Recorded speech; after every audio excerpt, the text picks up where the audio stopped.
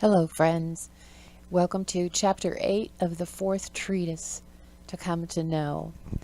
This chapter is so wonderful and can really make a shift in your perception. So I hope you'll approach this with an open mind and heart.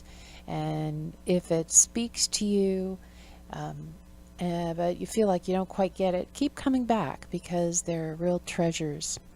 And these ideas bear repeating. So we begin this chapter by being told that you are now in the stage where you can come to know with your inner being. Now there's a difference between learning and coming to know. And we all know this difference. You can have a belief system. I believe that this is true. I believe that that is true. Mental constructs. But when you actually experience something, I believe the beach is beautiful. But until I actually experience it, then there's a knowing. There's no more question if it's beautiful or not. I experience it and I know it. So this new way without learning is coming to know. So we begin talking about the separation experience because this is really foundational for anything that you do from now on. So I've broken it down into 3 steps, though it just makes it clearer. So we learn, one, that this separation experience was intentionally chosen by the Creator. Okay, so that eliminates all ideas of this being a mistake, of it being wrong, of us screwing up somehow, because it was intentionally chosen to have the experience of being separate. And of course, we know that it's not possible to have the actual experience, but we could have the perception of being separate. And that was the choice that the Creator made. And the universe, as we know it, was a response to that choice. So they even said it happened in time. Of course, everything that happens in the universe happens in time. Time is an illusion. So, it keeps doubling back to that. But we're talking about perception here. And the universe that happened, the universe that created a world for you, created a body, created the idea that I'm separate and I was born at a certain time and I'll die at a certain time and I did this when I was this age and I graduated at this age. All of those are contained within the experience that you're perceiving of yourself as separate. And the entire universe that you experience was the Creator's response to that. That's pretty darn convincing, isn't it? And number 3, this was not some separate you. This is really crucial. We've been through so much of our life feeling like, oh, well, I pretty much have to take whatever the universe hands out to me. And this is a reminder that you and God are the same. You were involved in that choice, not you as some unconscious oozeness of the one, but you, your essential being, the part of you that you know is you, were involved in this choice. Now, this really throws some people because they can't imagine that they would choose some of the experiences that they've chosen in their lives intentionally. And then there's a real danger once you accept that responsibility of turning on yourself and saying, oh, well, I've got to make better choices. I really screwed up. And just don't go there at all because that's the mind. That's the ego. So you'll understand more of this by and by, and I'm sure you understand part of it now. But let's continue. Verse 2 says, I'm saying that a choice was made within the one mind, the one heart, and that this was your choice as well as God's choice. It was the choice for creation, for creation is the expression of love. So what has to come up here is we're told, like in number 3 up above, and that this is taken directly from the text, that you and God are the same. And then in verse 2, we're hearing it was your choice and it was God's choice. So what is there, one or two? Is there me and then God? Or is there just God? And the answer to that is there is only one. There's only one energy. And the experience that you're having right now as an individual expression of that one is unique to you. So within this experience, within this universe, both are true. But people say the universe doesn't feel loving. If the universe was created by the one and the one is loving, what, has something gone wrong? So we might think, well, the choice wasn't wrong. Did the actual manifestation of that choice go wrong? And the answer to that is no. There's nothing wrong. But in explanation, since we are coming from the identity of a separated self, is that when you disconnected from your true nature, you no longer knew yourself. That's pretty scary if you don't know yourself and you're disconnected from your true nature. Now understand, this didn't actually happen, but because you're God, you were able to create the experience anyway. And this interfered with your ability to express love and know God, but it didn't remove your longing for love, because of course you want to join, of course you want love. It's your very nature, it's your being. You can't be separate, and you know it. Deep down inside of you, you know it. And this desire to connect and join and be one is absolutely a part of your nature that just, it couldn't be abandoned, because it's just so, it's your very identity. And you suffer because you've disconnected from your true nature. So what happened then was, in creating the individualized experience, these individual egos were born in order to accommodate the experience of separation. And when this whole thing, this entire book, all 3 books, are just an undoing of our identification as being this, that came through this mental construct that we ourselves have built. So all of this is just kind of exposing and peeling off little layers until you finally see who you actually are. It's not a belief system to convince you of who you actually are. It's actually taking away all of the things you've constructed to camouflage who you actually are. And when you think you're not who you are, you're going to suffer. All suffering is a response of the small self knowing, I know this isn't who I am. I know it. I know this isn't true. I know this isn't right. I know this shouldn't be like this. That is always can be sourced back to the small self, all suffering.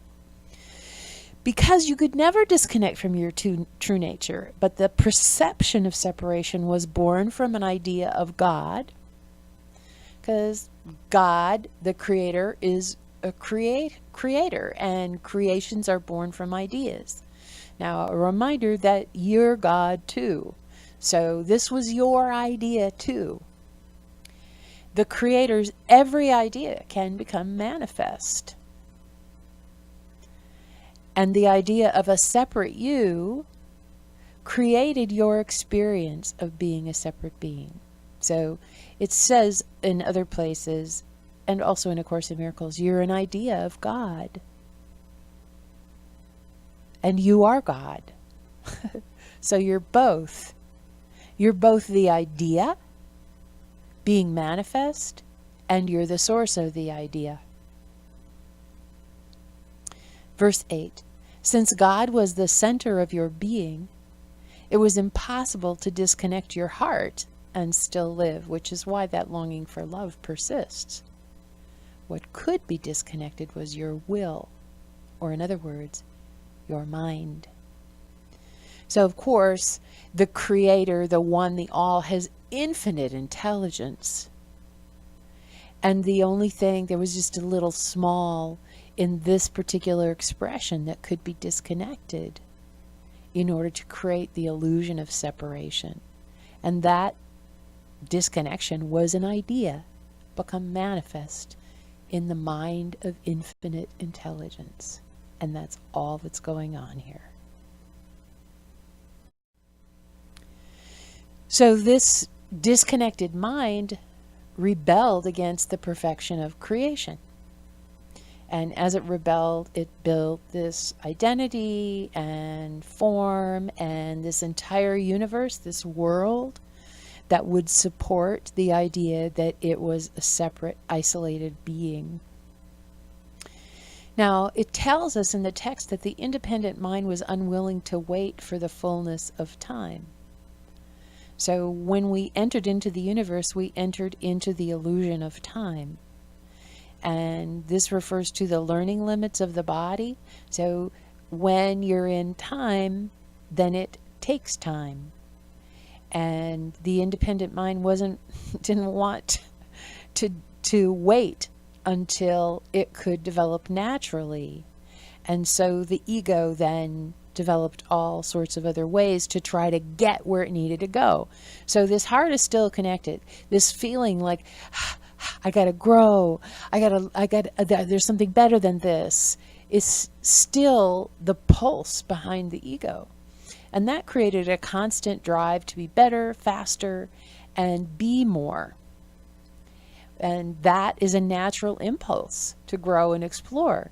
But the ego, poor ego, is just a mental idea, and it will never have the ability to actually reach fruition. So it kept us spinning on this wheel, always trying to fix whatever we knew was wrong, to make something better. And the fear and struggle that was generated was inconsistent with God, because God isn't afraid and God doesn't struggle. So there's this tension between the illusory created self, the created separated identity, and the truth of who you are. And I think all of us have experienced that tension. So what could the Creator do but let go?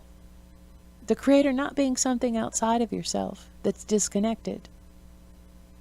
So understanding that both are happening. You are both who you are, and you've identified as being this other small thing. And the other small thing is contained within who you actually are. So the whole creative energy just had to let go and let whatever happen, happen. Because, I mean, it's a dream anyway, right? It's a character in a movie. It's not like you're going to stay there. Verse 12, to take away your freedom in order to protect you, even from yourself, would not have been an act of love. To take away your freedom would be to take away God's own freedom, the freedom of creation. Your rebellion against the constraints of your nature and form, thus, this is so key, became part of the pattern of creation, because it was the created, which is you's response. So this idea was manifest in form, this idea that I'm a separate entity, and the rebellion that happened then was incorporated into the whole process. And in that way, nothing's wrong. But now things are a little different for you. As you begin to live as both the created, the separated, individualized expression, and the Creator, that which is one, all-powerful, all-knowing, you expand and enrich God. What other purpose would God ever have had for wanting to express the love that is Himself in form, if it were not for the expansion and enrichment it would add to His being? I often compare this to the idea that, if there's only one, you cannot see your own reflection. There has to be a reflection in order for the one to see itself. So all of these expressions and expansions of the one are ways for the one to see itself.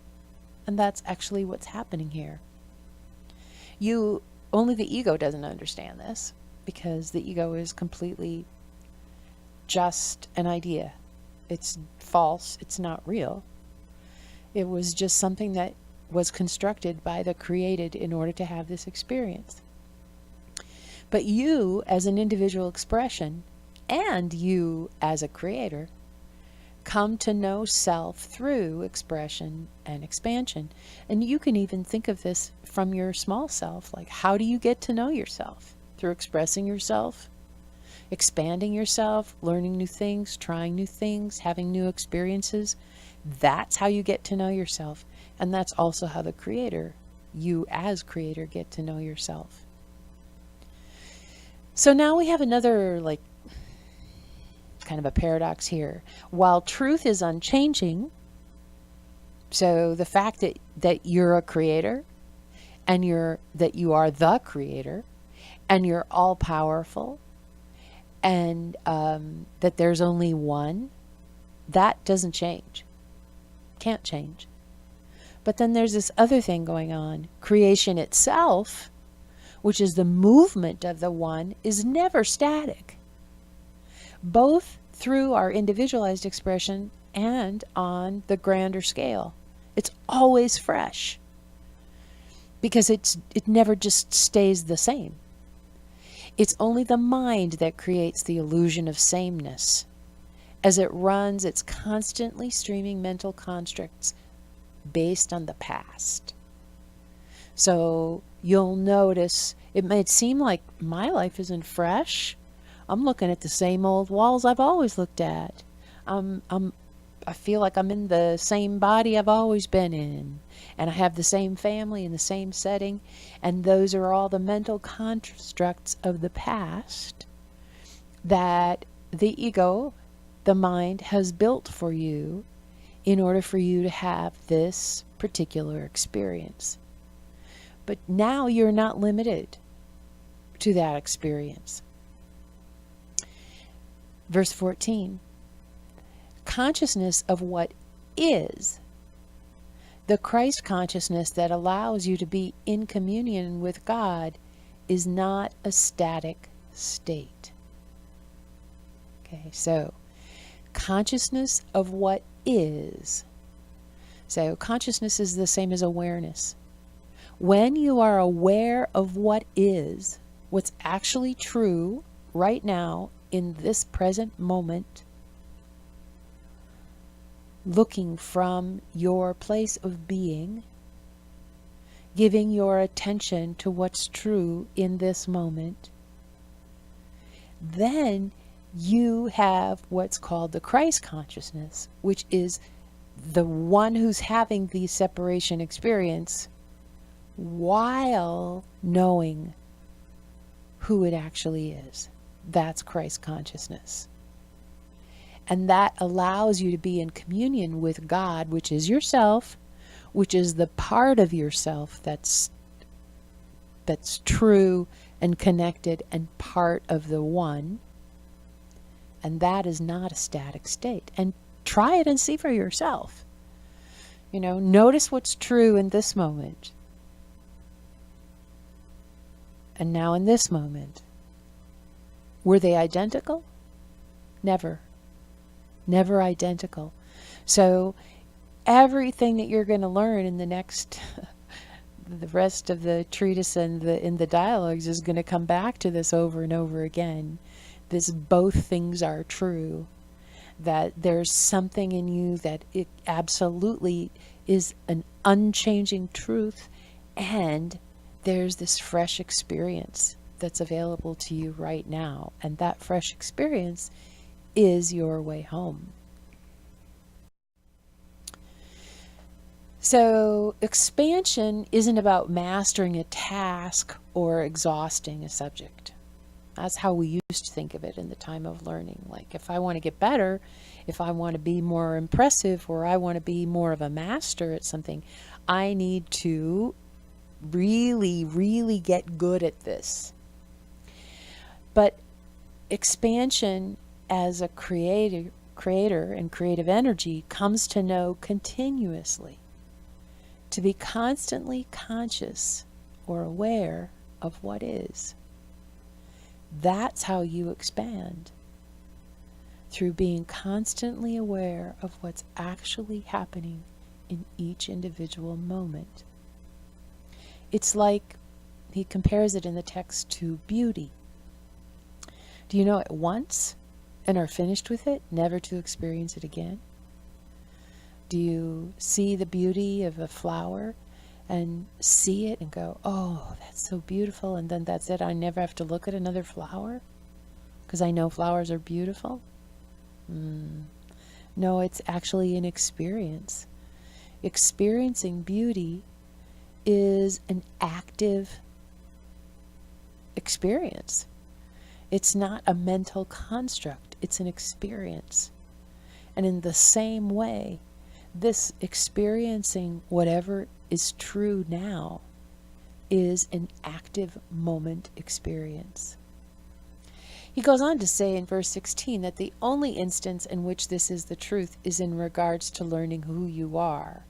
So what's being referred to here is that once you know who you are, you know that you're actually the one, and that you're living in a dream world that you've created. Once you really know that, not just mentally, but you really see it, then that's it. You don't ever have to really see it again, because it's done. You've seen it. You've awakened to that. The time of learning is coming to an end, and it is fast approaching.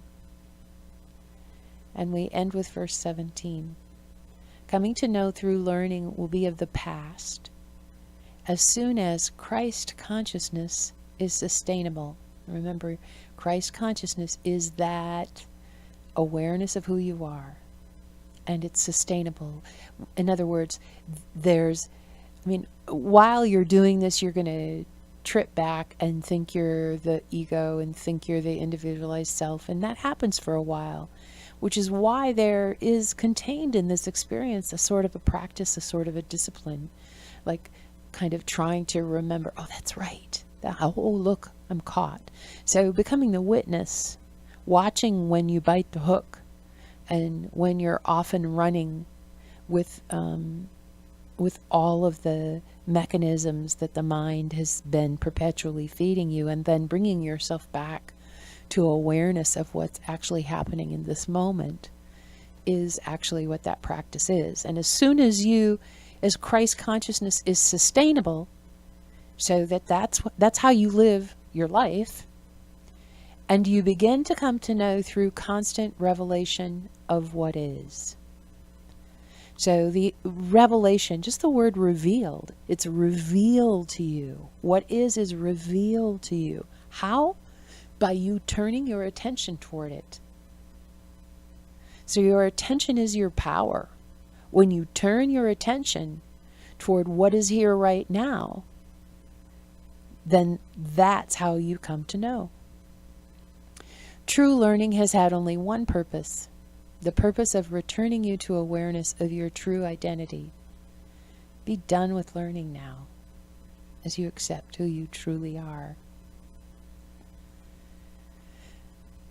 And so we come to the end of this chapter, and the whole idea of learning coming to an end is a really joyous one, because it's the difference between believing something and knowing something.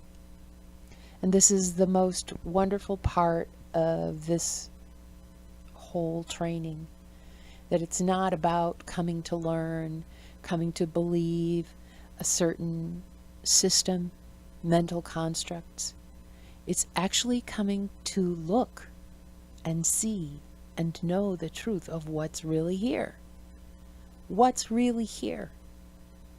Where is truth in this? And the best way to practice this is by bringing your attention to present moment awareness. Thanks for joining me. I look forward to talking with you in Chapter 9.